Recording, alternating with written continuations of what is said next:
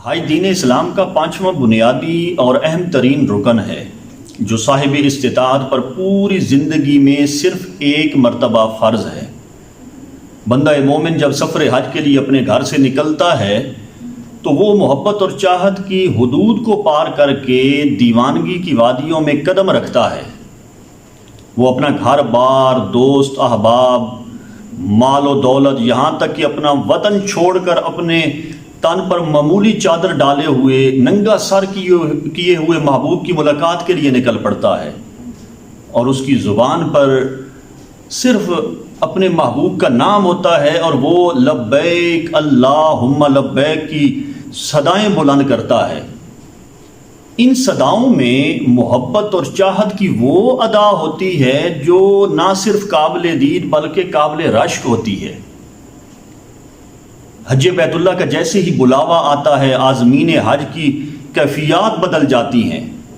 چہرہ خوشی سے دمک اٹھتا ہے، آنکھیں چمک اٹھتی ہیں، دل کی دھڑکنیں تیز ہو جاتی ہیں، اور زبان ہر وقت شکر میں تر نظر آتی ہے۔ اور آخر ایسا کیوں ہے؟ اس لیے کہ حجاج کرام دنیا کے وہ خوش نصیب اور قابل رشک لوگ ہیں کہ جو سرزمین مقدس کی زیارات بھی کر رہے ہیں، دیدار کعبہ بھی کر رہے ہیں، دربار رسالت مآب صلی اللہ علیہ وآلہ وسلم کی حاضری اور زیارات مقدسہ کی سعادت بھی حاصل کر رہے ہیں۔ پورے کا پورا وجود ان کا سرزمین مقدس کی زیارت اور دیدار کعبہ کے لیے بےتاب نظر آتا ہے۔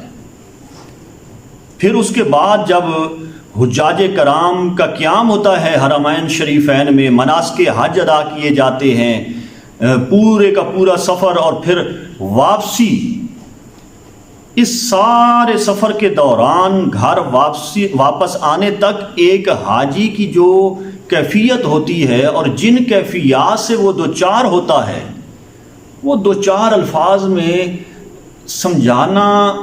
سمجھا ہی بندہ نہیں سکتا ان کو۔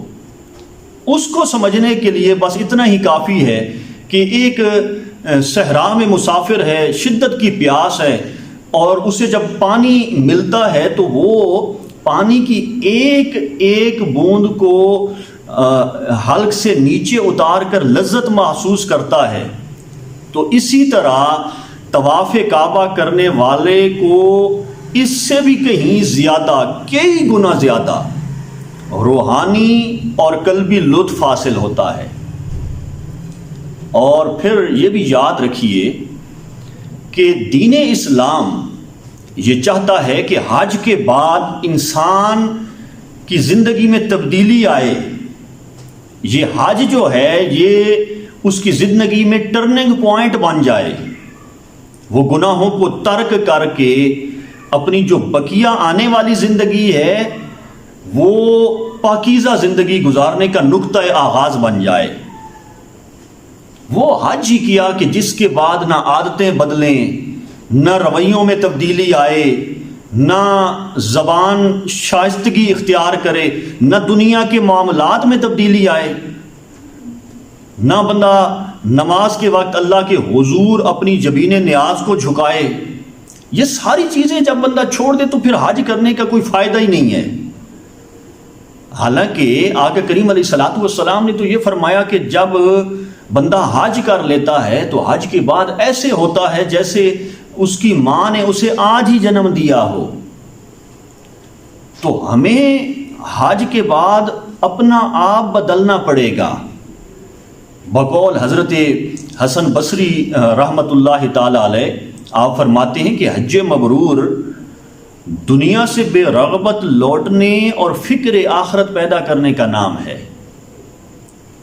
میرے رب کو بھی وہی حج مطلوب ہے جس کے بعد آپ کی زندگی تبدیل ہو جائے، آپ کی زبان میں تبدیلی ہو، آپ کے رویوں میں تبدیلی ہو، آپ کے زندگی کے سارے معاملات یکسر تبدیل ہو جائیں۔ اللہ تبارک و تعالیٰ کی بارگاہ میں دعا ہے کہ اللہ پاک ہمیں حج جیسی عظیم سعادت حاصل کرنے کی اور تقوی اختیار کرنے کی توفیق عطا فرمائے۔